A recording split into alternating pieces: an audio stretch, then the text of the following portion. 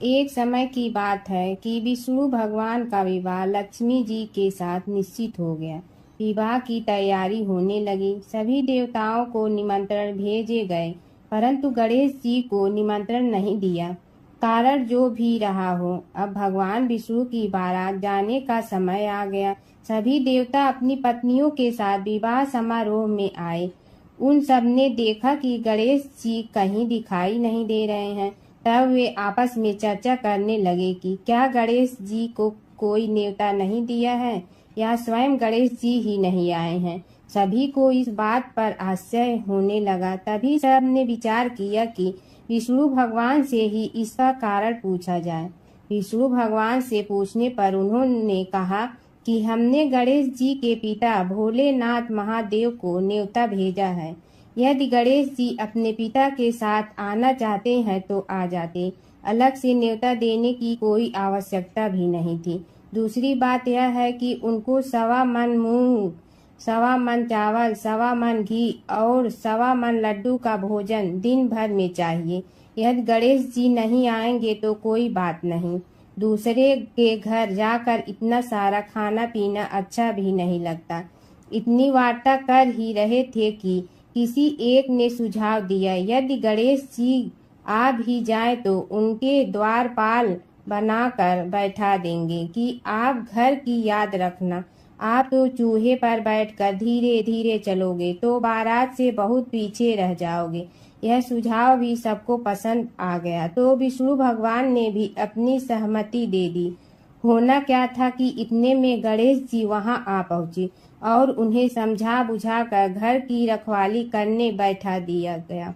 बारात चल रही थी, तब नारद जी ने देखा कि गणेश जी तो दरवाजे पर ही बैठे हुए हैं।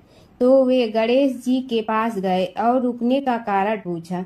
गणेश जी कहने लगे कि विष्णु भगवान ने मेरा बहुत अपमान किया है। नारद जी ने कहने लगे कि अपनी मूसक देना को आगे भेज दे तो वह रास्ता खोद देगी, जिससे उनके वाहन धरती में धंस जाएंगे। तब आपको सम्मान पूर्वक बुलाना पड़ेगा। अब तो गणेश जी ने अपनी मूसक सेना जल्दी से आगे भेज दी और सेना ने जमीन पोली कर दी। जब बारात वहां से निकली तो रथों के पहिए धरती में धंस गए। लाख कोशिश करे परंतु पहिए नहीं निकले। सभी ने अपने अपने उपाय किए परंतु पहिए तो नहीं निकले, बल्कि जगह जगह से टूट गए। किसी की समझ में नहीं आ रहा था कि अब क्या किया जाए। तब तो नारद जी ने कहा, आप लोगों ने गणेश जी का अपमान करके अच्छा नहीं किया।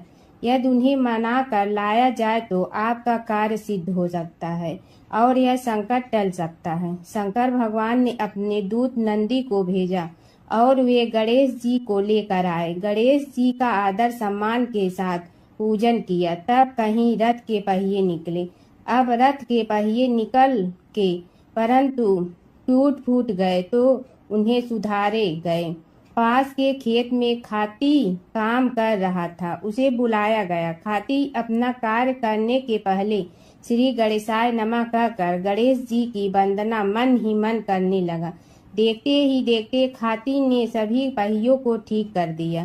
तब खाती कहने लगा कि हे देवताओं, आपने सर्वप्रथम गणेश जी को नहीं मनाया होगा और न ही उनकी पूजन की होगी, इसीलिए तो आपके साथ यह संकट आया है।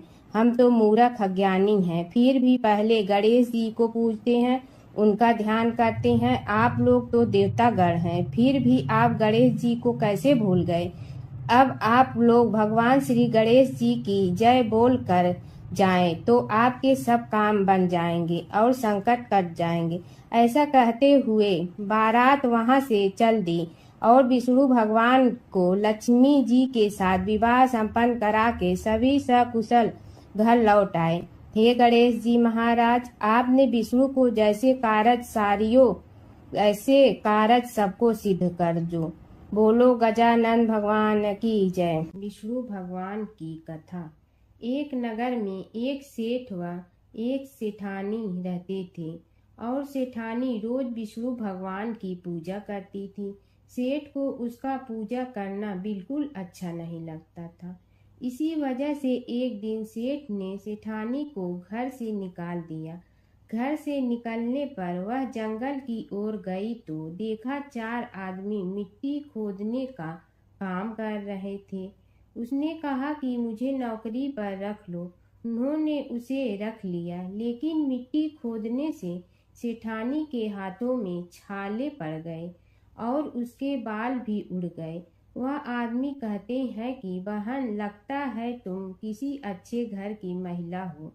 तुम्हें काम करने की आदत नहीं है। तुम एक काम रहने दो और हमारे घर का काम कर लिया करो। वह चारों आदमी उसे अपने साथ घर ले गए और वह 4 मुट्ठी अनाज लाते और सभी बांट कर खा लेते। एक दिन सेठानी ने कहा कि कल से 8 मुट्ठी अनाज लाना। अगले दिन वह 8 मुट्ठी अनाज लाए और सेठानी पड़ोसन से आग मांग लाई। उसने भोजन बनाया, विष्णु भगवान को भोग लगाया, फिर सभी को खाने को दिया। सारे भाई बोले कि बहन, आज तो भोजन बहुत स्वादिष्ट बना है। सेठानी ने कहा कि भगवान का जूठा है तो स्वाद तो होगा ही। सेठानी के जाने के बाद सेठ भूखा रहने लगा और आस पड़ोस के सारे लोग कहने लगे कि ये तो सेठानी के भाग्य से खाता था। एक दिन सेठ अपनी सेठानी को ढूंढने चल पड़ा। उसने ढूंढते हुए वह भी उस जंगल में पहुंच गया जहां वह चारों आदमी मिट्टी खोद रहे थे। सेठ ने उन्हें देखा तो कहा कि भाई, मुझे भी काम पर रख लो। उन आदमियों ने उसे काम पर रख लिया, लेकिन मिट्टी खोदने से उसके भी हाथों में छाले पड़ गए और बाल उड़ने लगे। उसकी यह हालत देख चारों बोले कि तुम्हें काम की आदत नहीं है, तुम हमारे साथ चलो और हमारे घर में रह लो। सेठ उन चारों आदमियों के साथ उनके घर चला गया और जाते ही उसने सेठानी को पहचान लिया, लेकिन सेठानी घूंघट में थी तो सेठ को देख नहीं पाई। सेठानी ने सभी के लिए भोजन तैयार किया और हर रोज की भांति विष्णु भगवान को भोग लगाया। उसने उन चारों भाइयों को भोजन परोस दिया, लेकिन जैसे ही वह सेठ को भोजन देने लगी तो विष्णु भगवान ने उसका हाथ पकड़ लिया। भाई बोले कि बहन, ये तुम क्या कर रही हो? वह बोली, मैं कुछ नहीं कर रही हूँ, मेरा हाथ तो विष्णु भगवान ने पकड़ लिया है। भाई बोले, हमें भी विष्णु भगवान के दर्शन कराओ। उसने भगवान से प्रार्थना की तो विष्णु जी प्रकट हो गए। सभी ने दर्शन किए। सेठ ने सेठानी से क्षमा मांगी और सेठानी को साथ चलने को कहा। भाइयों ने अपनी बहन को बहुत सा धन देकर विदा किया। जब सेठानी के साथ सेठ भी भगवान विष्णु की पूजा करने लगा और उनके परिणाम से उनका घर अन्न धन से भर गया। ओम जय जगदीश हरे, स्वामी जय जगदीश हरे। भक्त जनों के संकट क्षण में दूर करे। ओम जय जगदीश हरे। जो ध्यावे फल पावे, दुख बिन से मन का। सुख संपत्ति घर आवे, कष्ट मिटे तन का। ओम जय जगदीश हरे। मात पिता तुम मेरे, शरण कहूँ किसकी। तुम विनय और न दूजा, आस करूँ जिसकी। ओम जय जगदीश हरे। तुम पूर्ण परमात्मा, तुम अंतर्यामी। पार ब्रह्म परमेश्वर, तुम सबके स्वामी। ओम जय जगदीश हरे। तुम बिंदा के सागर, तुम पालन करता। मैं मूर्ख कल काम, कृपा करो भरता। ओम जय जगदीश हरे। तुम हो एक अगोचर, सबके प्राणपति। किस विधि मिलूं दया में, तुमको मैं कुमति। ओम जय जगदीश हरे। दीन बंधु दुख हरता, तुम रक्षक मेरे। अपने हाथ उठाओ द्वार पड़ा तेरे।